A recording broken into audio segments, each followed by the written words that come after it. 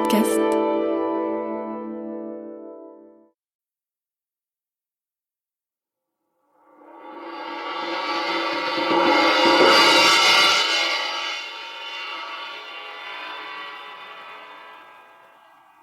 Raymond Rouleau présente L'île au trésor, transposition radiophonique de Raymond Rouleau d'après le roman de Stevenson et la pièce de Léonie de Léance. Voici quels en seront les principaux interprètes. Madeleine Robinson, Raymond Rouleau, Pierre Trabeau, Gérard Houry, Jean Temerson, Edmond Beauchamp et Renaud Marie. Production et réalisation de Raymond Rouleau. Mise en onde de Pierre-Christian Renard.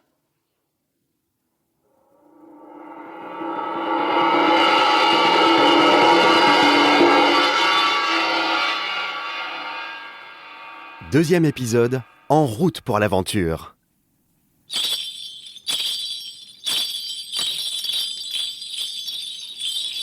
Et nous partîmes pour Bristol afin d'y fréter un navire et d'y enrôler un équipage.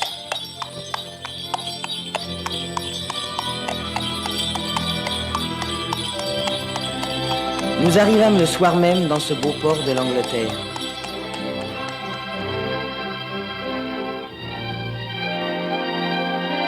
Et le lendemain matin, lorsque j'eus fini de déjeuner, Sir Trelawney me remit un billet adressé à John Silver, à l'enseigne de la Longue Vue. Je me mis en route, ravi de cette occasion de voir encore d'autres navires et d'autres gens de mer. Enfin, je découvris la taverne en question. Les consommateurs étaient pour la plupart des marins, et ils parlaient si fort que je demeurai un instant immobile sur la porte, trop effrayé pour entrer. ¿Qué tal, amigo? ¿Dónde están las mujeres? All right, Bingo, you ain't come over here. Have some whiskey, boy.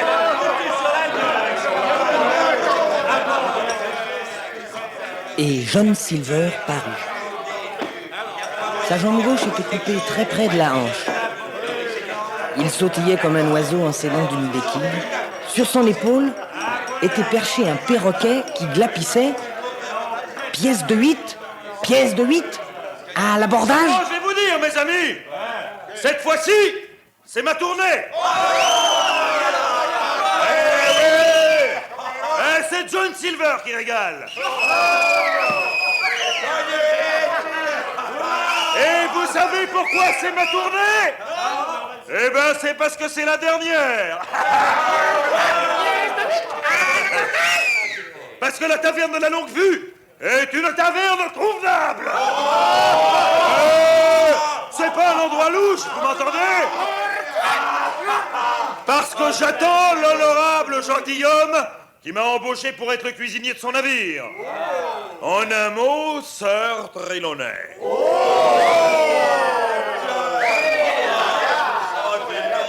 Alors compris, hein? Le dernier verre, et on découche en douceur.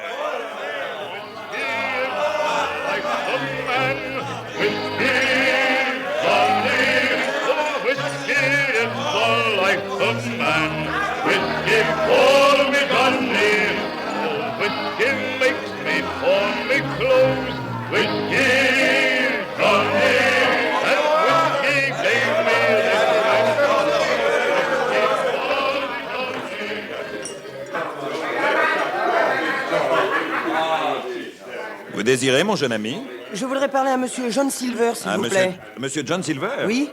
Mais c'est moi! Ah! Vous êtes sans doute envoyé par Sir Trelawney. Oui, monsieur, oui. C'est vous notre mousse, n'est-ce pas? En effet. Mais c'est le chien noir qui est assis là! Quoi? Arrêtez-le! Mike, cours après lui! Cours après lui, allez! Ah, du diable si je sais qui c'est, moi! Mais il n'a pas réglé son compte!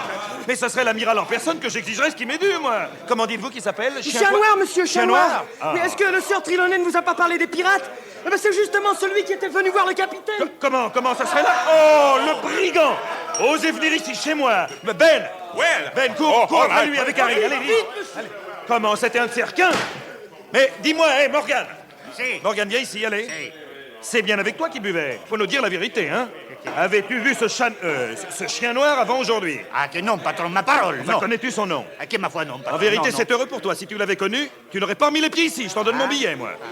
Qu'est-ce que te racontait ce gredin? Ah, qu'en vérité, que je sais trop rien, vous savez. Que t'as trop rien, que t'as trop rien. Est-ce bien une tête que tu as sur les épaules ou un hublot? Sais-tu seulement de qui je veux parler, imbécile? L'homme qui était assis en face de toi. Pas d'argent de te rappeler. De quoi parliez-vous? Ah, qu'on parlait de punition à fond de calme. Silence, capitaine. Ah, vous parliez punition. Eh bien, vous auriez trouvé difficilement un sujet qui vous convienne mieux à tous les deux. Allons, en voilà assez, vieux marsouin. Il est temps d'aller arpenter le port. Et si les autres ont envie d'en faire autant, qu'ils ne se gênent pas pour moi. Je suis prêt à me régaler de leur absence. Faut que je donne ici un bon coup de balai.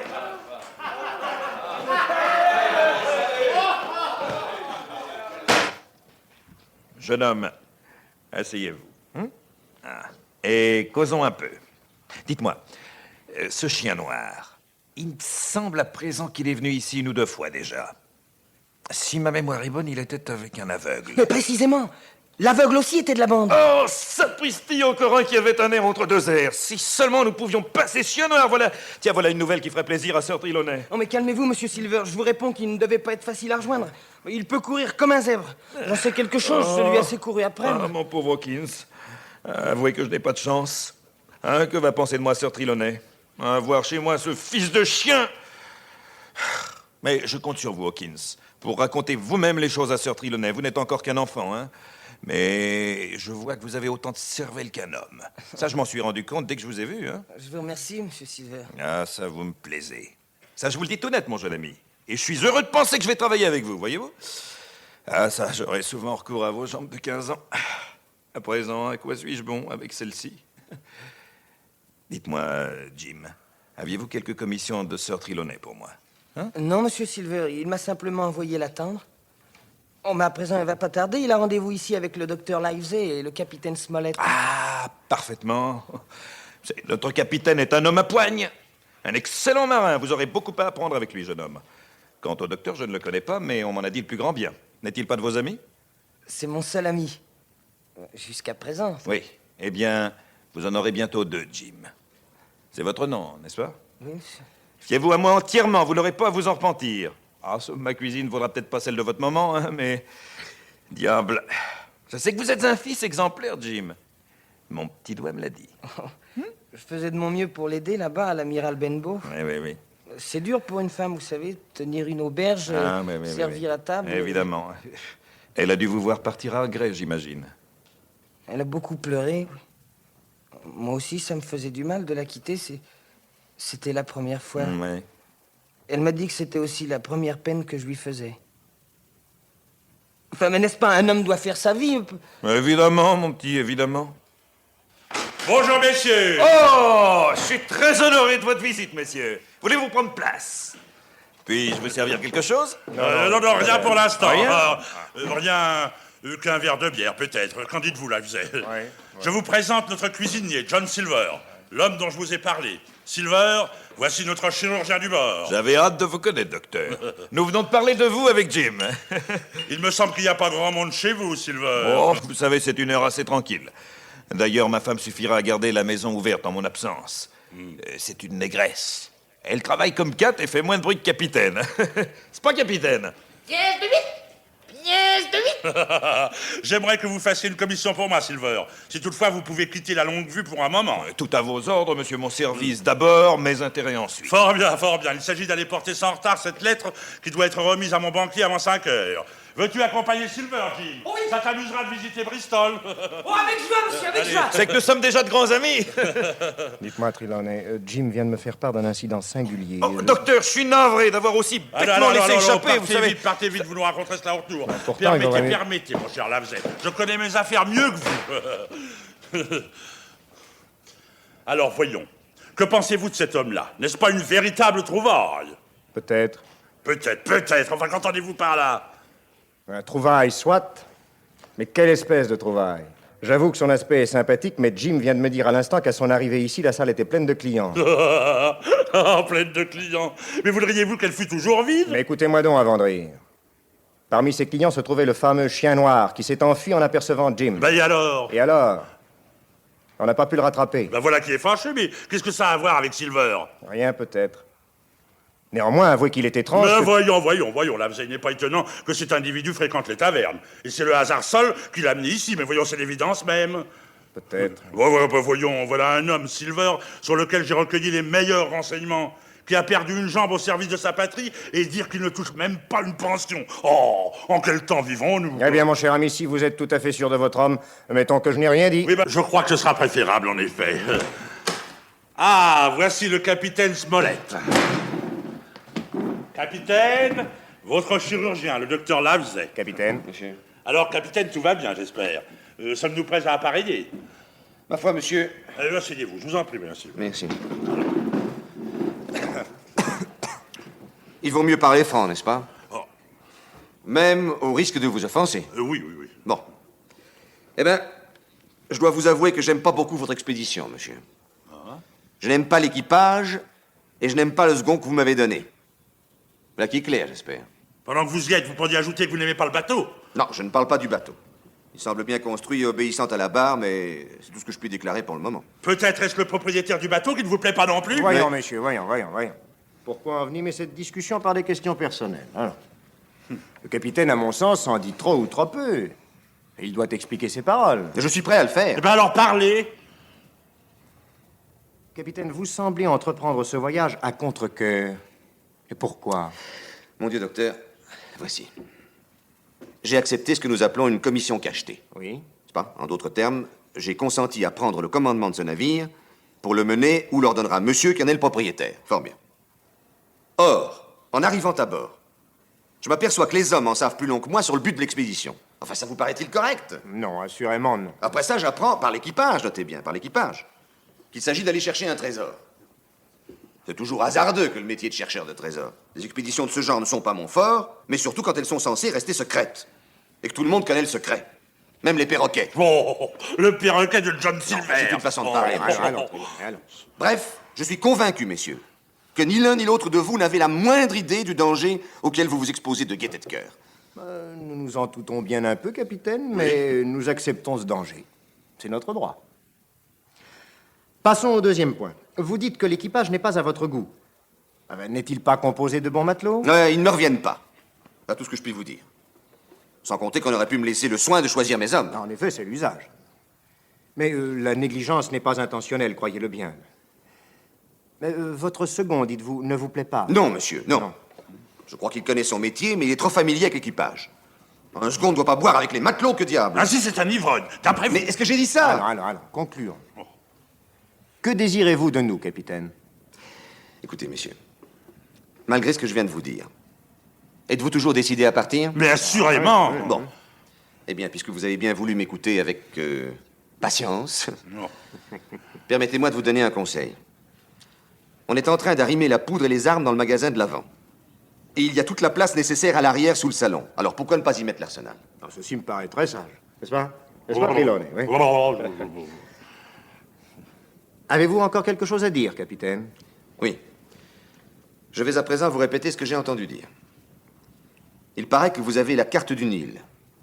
Qu'il y a là-dessus des croix à l'encre rouge pour marquer l'emplacement de certains trésors. Je n'ai jamais dit cela Écoutez, à un homme qui Et vive! pourtant, tout l'équipage le sait, monsieur. Alors, écoutez-moi. Je vous demande, messieurs, formellement, qu'on ne communique cette carte ni à monsieur Harrow, ni à moi-même. Et s'il en était autrement, je prendrais la liberté de donner ma démission. Mais si je vous comprends bien, vous déclinez toute responsabilité à cet égard, n'est-ce pas? Et vous demandez que nous fassions de l'arrière une sorte de citadelle avec nos gens pour garnison et le monopole exclusif de toutes les armes et munitions. Exactement. C'est bien cela. Oui, en d'autres termes, n'est-ce pas?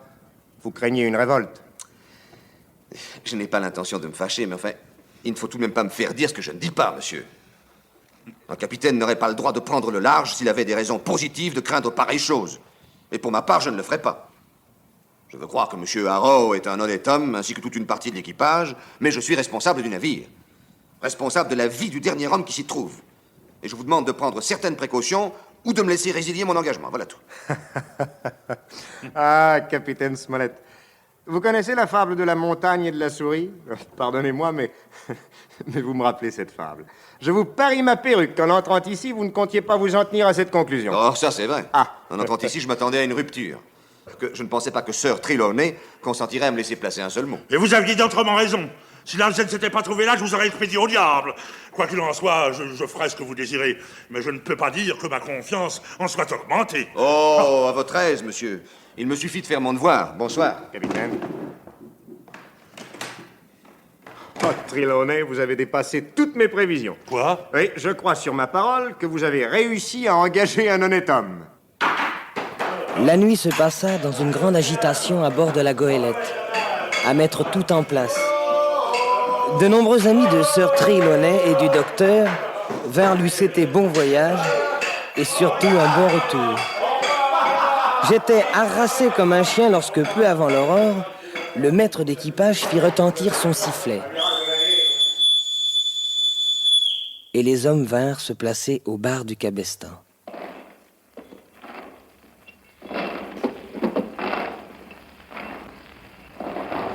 Pour rien au monde, je n'aurais voulu quitter le pont à cet instant. Tout me transportait. Les ordres brefs, le son aigu du sifflet et les hommes s'agitant à leur place à la lueur des lanternes du bord. Enfin, tout fut prêt. Mon cœur se mit à battre. Il était gonflé de joie et j'avais la tête pleine de rêves maritimes et des plus ravissantes images d'îles étranges et inconnues.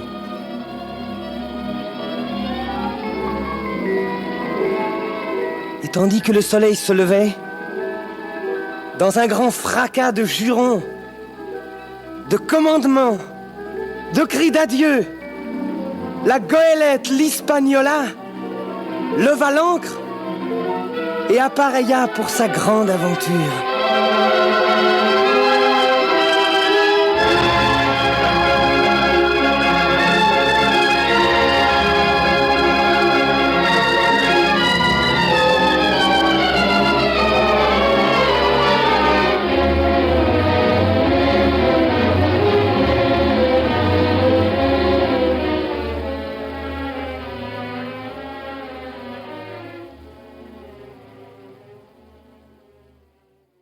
Rendez-vous pour la suite de l'île au trésor dans le 3e épisode, Secret à bord de la goélette l'Hispaniola.